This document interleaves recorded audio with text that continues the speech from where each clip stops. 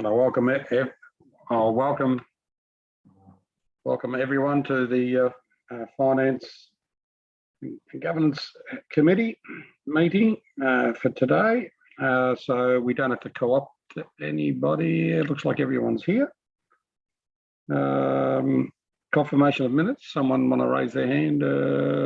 Alderman Thomas. Anyone against? No one against. The item's carried. Consideration of supplementary items. None, isn't there? No, there's none that I know of. Indication of pecuniary conflict of interest. There's none. Any transfer of agenda items? There's none. Okay, reports, COVID-19 support package, financial update. Open for discussion.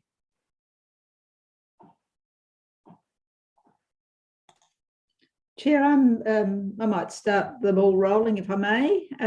Look, I believe this is a really good report and a good response, and pleased to see that we're looking at using monies that are set aside for major events sponsorship to help stimulate business. I just have a couple of questions just around what we're seeing in relation to businesses that might be struggling across the municipality. So that's one question. And also just an outline perhaps of what sort of work there is across the board, not just for the hospitality areas. So through you to the appropriate officer. Thank you. Mr. Short. Yeah, Chair, we've got Mr. Doyle online who's been handling this area specifically. So I will throw to Luke to answer that question. Mr. Doyle. Through you, Chair. Good afternoon, everyone. In terms of what we're hearing on the ground from businesses, we're in constant communication with Business Tasmania, the Upside and also the Tas Hotels Association, regular catch-ups. Obviously, the issues through the hospitality sector have been staff and some people's reluctance to come and dine inside. So that's why we've chosen to focus on the food and beverage sectors first. And encourage people to come back into the city. In terms of supporting other businesses, for example, retail, with the Passport to Hobart campaign, the thinking is that we've tried and tested this program. It's ready to go. So with a few amendments, we look to roll it out again, and the multiplier, hopefully by increased footfall, will indirectly benefit further retail businesses. That's not to say that we aren't currently exploring different avenues that we can roll out to assist the broader sector, one of which being the City Real Escape initiative, where we're looking to improve vibrancy throughout the city by connecting with vacant shop fronts and their landlords to be able to display some key messaging throughout the broader LGA.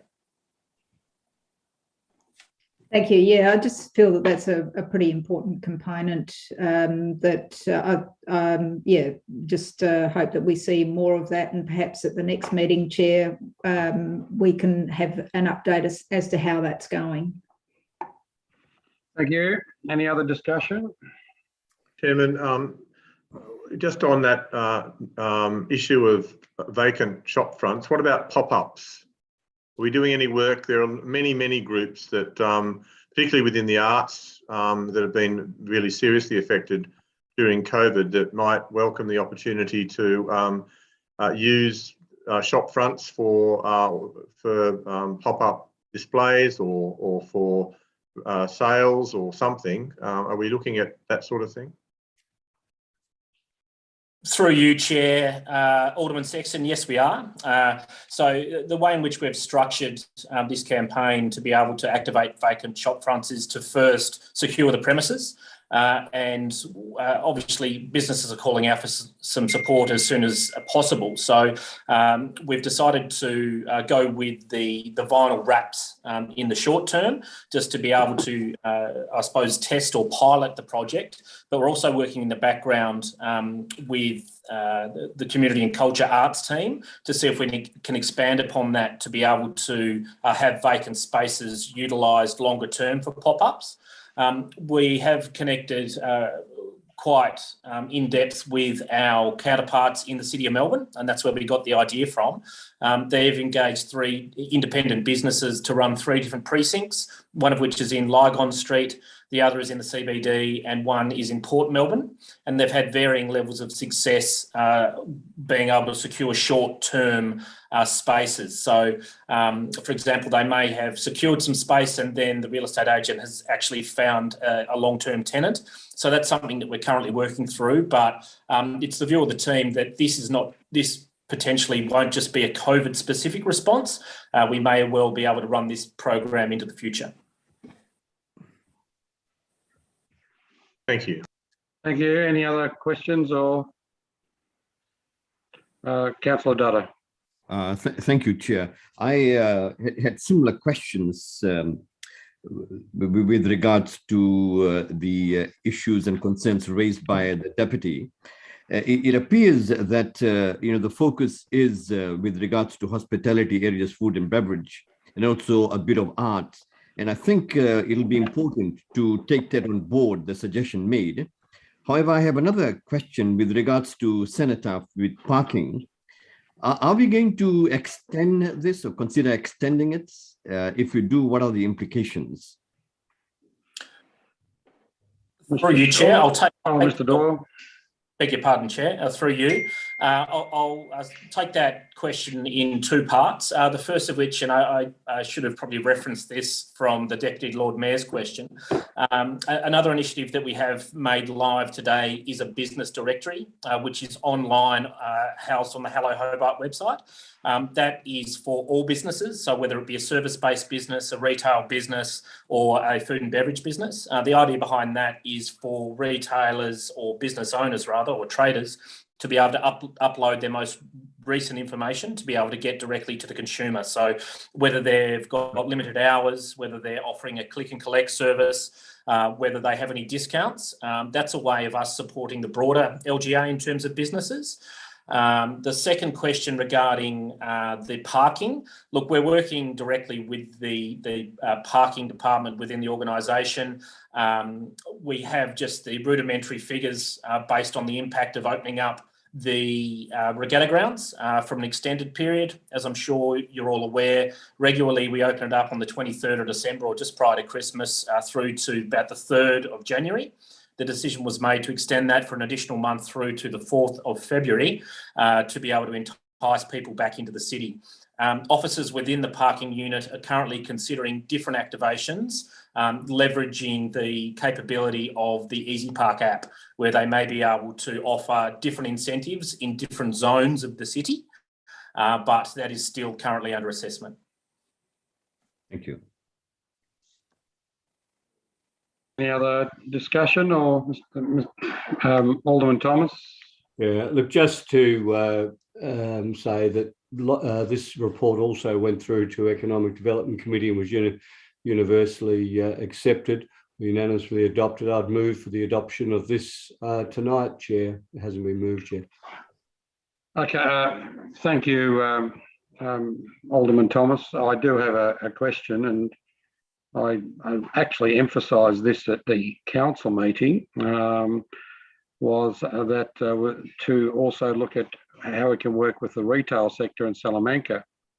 I understand that, it seems that we're focusing on predominantly the hospitality sector. I understand the Passport to Hobart campaign, but we was also, in my suggestion, that I thought it was taken on board, but to see if we can get the out and about happening with our retail sector and getting them sort of working with the opportunities of using footpaths and everything like that. It doesn't seem to be anything in respect of that, of working with our retail sector to see if we get them out and about and happening a bit more. I understand, as I said, I understand the Passport to Hobart campaign, but I just don't see anything that gets vitality happening for the retail sector.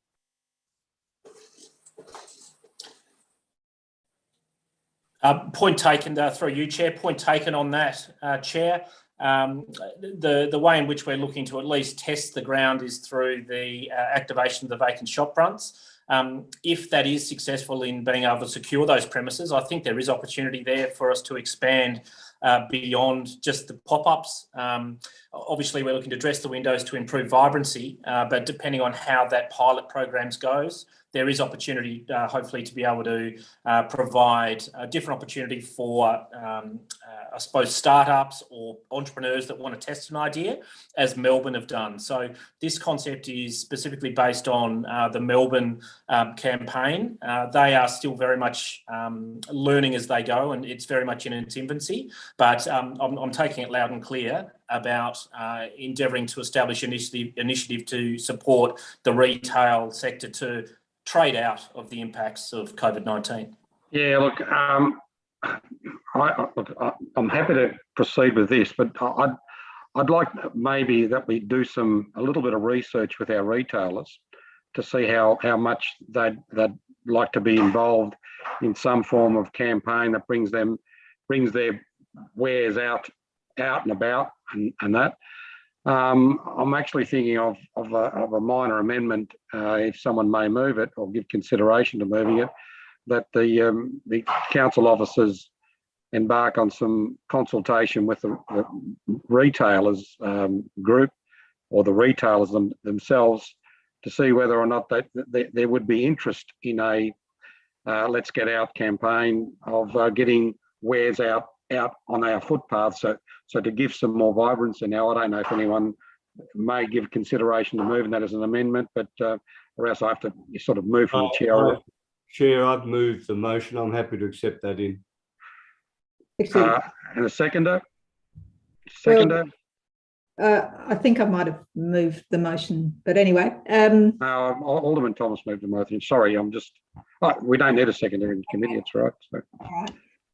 Chairman, I'm not sure. I mean, I understand what you're suggesting, but I just don't understand how much has actually been done with the retail sector. Through you to Mr. Doyle.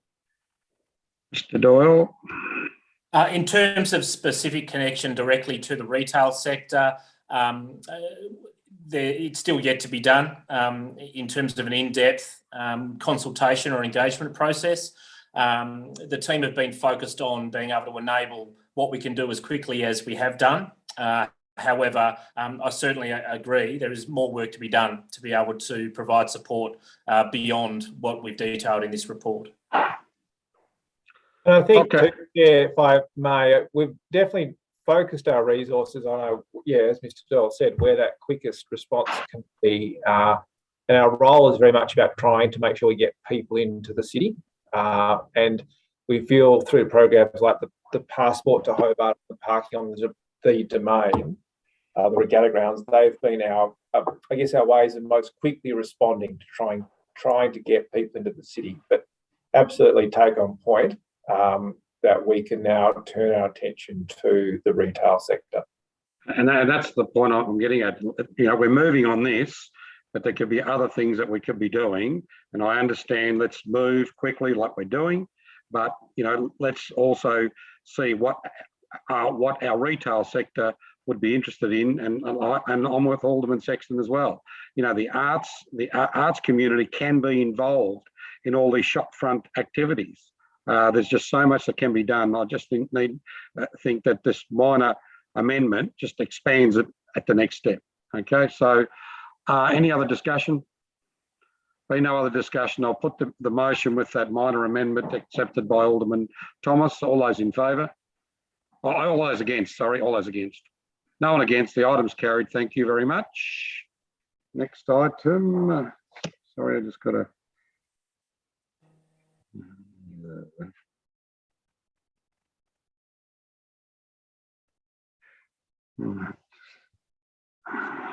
Delegation use of the common seal. So moved, Chair. I'm happy to move this one as well. Okay, any discussion? There'll be no discussion. I will ask anyone against. No one against. The item's carried. Next item is the lease of Semaphore Cottage, Princess Park.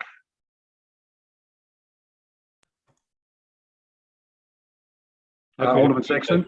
Yeah, Chairman, I'm happy to move this. A number of us, I think, were approached by the collection of medical artefacts organisers some time ago, and I've been aware for many years that the Semaphore Cottage has been seriously underused, given that it's in such a central, accessible and interesting place, and also the building in itself is very interesting. Initially, when this was suggested, the group involved were a little bit concerned it was too small, but I think now they've realised that they can use this for displays, but use another area for storage. So I think this is a very good use of the Semaphore Cottage, and it also provides something for what's in effect a museum collection, which is worthwhile watching and which was quite popular during the Dark Mofo when it was on display at Narina. So I'm very happy to move this, Chairman. Thank you. Any discussion, Deputy? Thanks, Chair. Just through you to Mr. Short, just in relation to, I think it's a really good use. There are two questions I have in relation to access. Like, is it I haven't got a picture in my mind as to the access for disability concerns to the cottage. And the other question that I have is just in relation to security of this kind of exhibition or particular items. Thank you. Chair, through you, look, it is a heritage building, so I'll have to take on notice specifically its I guess its rating for access. I don't know. I don't have that information to hand. I know Mr. Fisher has turned his screen on, so whether Mr. Fisher, you actually can answer that question. Look, yes, that's right. Look, it's been rented or has been leased for some time as various things, the last being an artist, as you read in the report. Look, it is a secure site, and as you say, Semaphore Cottage, there's not a great deal of opportunities to get into it other than through the door. So it is useful in that sense. It's Coma have had a look at it and are happy with its security and its suitability for their material. We talked about what other issues might need to be addressed in their taking on the property for a storage of medical artifacts, and they felt that there was nothing there that they would need other than obviously some internal refurbishment, which we're undertaking at the moment. So I through you, Chair, the deputies are right to ask the question, but the applicants are very happy with what's there, and they feel that they're confident that it meets their needs and is secure for the collection that they have. And just another question, if I may, in relation to the opening hours, and have we got an idea of when they're likely to want to have it open? Look, through you, Chair, the opening hours haven't been discussed, and that'll be part of the lease arrangements. We would intend that to be obviously normal business hours, obviously not after hours or anything like that. It's really, I think it's a limited opening. It's a lot is about cataloging and arranging for tours, etc. So it's really a weekend and some weekdays arrangements currently, which they had at Lady Franklin. It would be along the same lines as that, but those particular details will be contained within the lease arrangements that we will settle with Coma when that, if the committee approves the proposal. Thank you. Thank you, Deputy. Any other discussion? Anyone against the item? There's no one against the item, so the item's carried. Now we go to the committee status report. Any elected members got any questions? I do have a couple of questions, if I may. I'm just scrolling down. Okay, reference 6, which is the petition and a reduction on off-street parking. There was a report to come in early 22. Do we know what the status of that report is? Chair, through you, no, I don't, but I will undertake to provide committee with a written update in the coming days. Okay, then I go to one, and there was a series of decisions made, 218, 219, 220 and 2021, some to do with a petition, digital signage, some to do with parking. There was a notice of motion on the Condell car park. And also, I understand that the comments have moved on. I just want to know where that sits at this point in time. I don't need to have it now. I'm happy for it to come back, in a memo to members. I don't want to hold up people. That's all. Okay. Chair, could I just confirm which item number are you referring to? Item 1 in the status report. Right, yep, understood, Chair. We'll Okay, thank you. Thank you very much. Right, scrolling through, and now we go to responses. Actually, can someone move that we received and noted the status report? Alderman Sexton. Anyone against that? No one against. The item's carried. Response to questions without notice. Someone move that we received and noted. Or Alderman Thomas. No one against. The item's carried. I think we're going to close now. Someone like to move? Oh, sorry. I apologise. Questions without notice. Is there any questions without notice?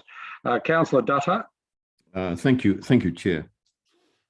I refer to the council meeting of 15th of February 2022 pertaining to public question time.